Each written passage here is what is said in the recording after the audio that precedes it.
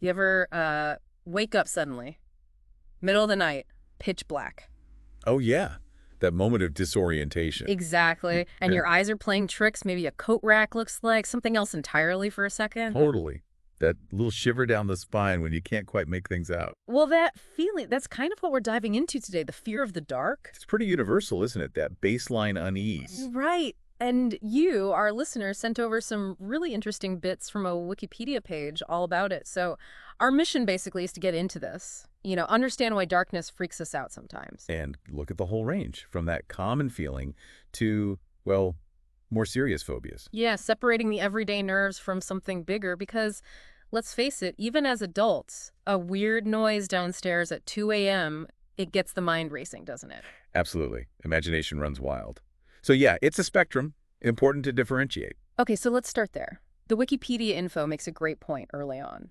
It's not always the dark itself people fear. It's more about the unknown, what could be hidden there. That's right. It's the lack of visual information.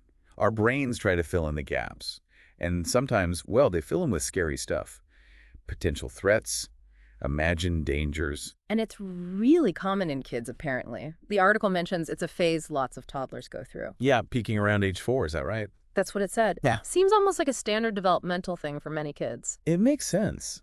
As their imagination blossoms, so does their ability to conjure up, well, monsters under the bed, basically. Ha! Yeah, monsters in the closet. Exactly. The dark is just this perfect blank screen for all those childhood fears. Luckily, like the page says, most kids do eventually just grow out of it. But not everyone does, and that's where it gets more complex. The Wikipedia page brings up specific terms like scotophobia and lygophobia. Right. Scotophobia, that comes from the Greek skotos for darkness. It's used sometimes to describe a more, let's say, pronounced fear. And lygophobia? It was from lige, twilight, so a specific fear of dusk, maybe? Yeah, and while scotophobia isn't always like a formal clinical diagnosis people use, these terms show that for some, it's way beyond just preferring the lights on. So why does this happen? Any theories? The page mentions Freud. Ah, Freud, yes. He linked it to separation anxiety. Separation anxiety, how does that connect? Well, his idea was, particularly for kids, being in the dark could feel like being separated from their parent or caregiver. That safety figure isn't visible. Ah, okay. So the darkness equals vulnerability, equals being alone. Something like that. The darkness symbolizes that loss of security. It's, an older psychological perspective, but it links fear to those core attachment feelings. Makes a certain kind of sense, like the lights going out means your protector disappears. Right. Now, the page also mentions something else, something about rats. Scotophobin. Oh, yeah. That sounded wild. A fear molecule. Huh.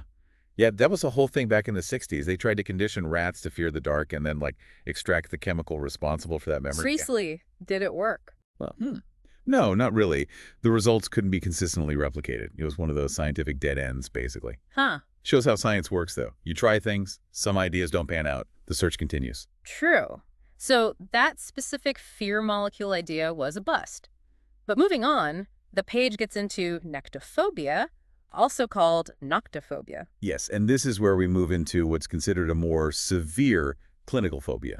Okay, so how is nyctophobia different from just, being a bit scared of the dark? It's way more intense. It's a really powerful, often irrational fear, specifically tied to nighttime. The Wikipedia source says it's triggered by the brain basically misinterpreting things, seeing danger where there isn't necessarily any. Like your brain is actively creating threats in the dark. Or hugely exaggerating potential ones. Yeah. Think about it. Humans aren't nocturnal, right? We naturally feel a bit more cautious at night. Yeah, makes sense. Can't see as well. Exactly. But with nyctophobia, that caution just gets cranked up to 11. It becomes overwhelming. And the symptoms listed. No. Wow. It's not just feeling nervous. Breathlessness, sweating, nausea. Dry mouth, feeling sick, shaking, heart palpitations. Even trouble thinking or speaking clearly. Feeling detached. Fear of dying. It can be incredibly severe. It's not just psychological. The physical reactions are very real and distressing. If it's not dealt with, it can seriously mess up someone's life. Sleep, daily functioning, everything. That sounds awful. And the page mentioned it can be linked to other phobias, too. Yeah, that's interesting. It gave examples like sanguivorophobia, fear of vampires. Okay, so if you're scared of vampires and vampires come out at night? Bingo. The night itself becomes terrifying by association.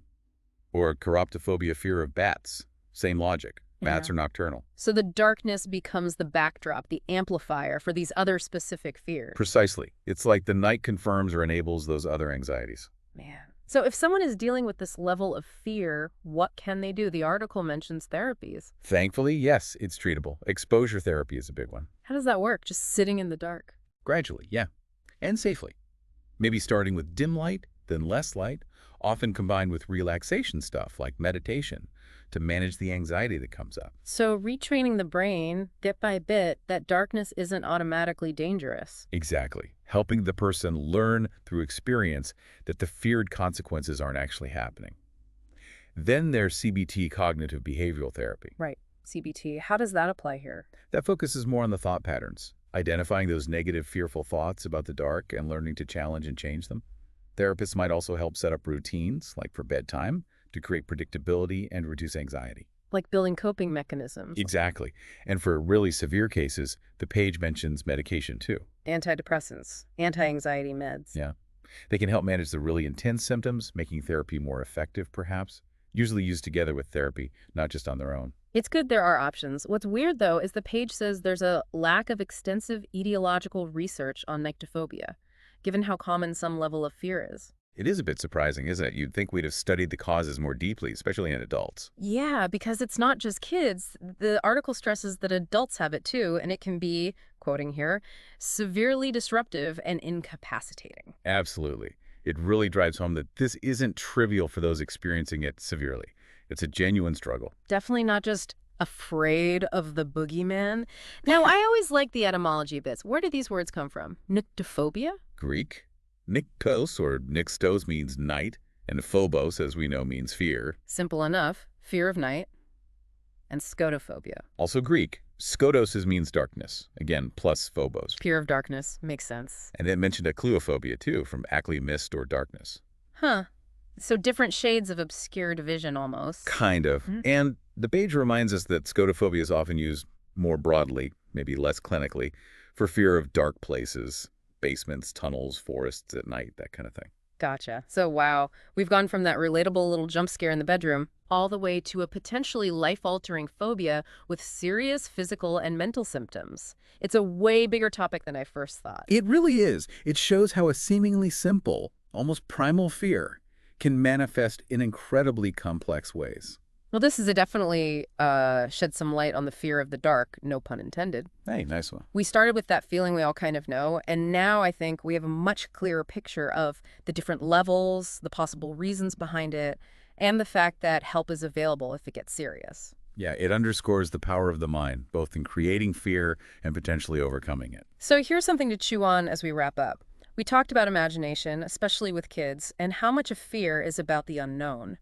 So the question is, how much of fearing the dark at any age is really about what we imagine might be there versus just the simple fact that we can't see and that makes us feel vulnerable? That's a great question. What are we really afraid of? The potential monster? Or just the lack of control that comes with not seeing? Something to ponder next time the lights go out. Thanks for tuning into this deep dive, everyone.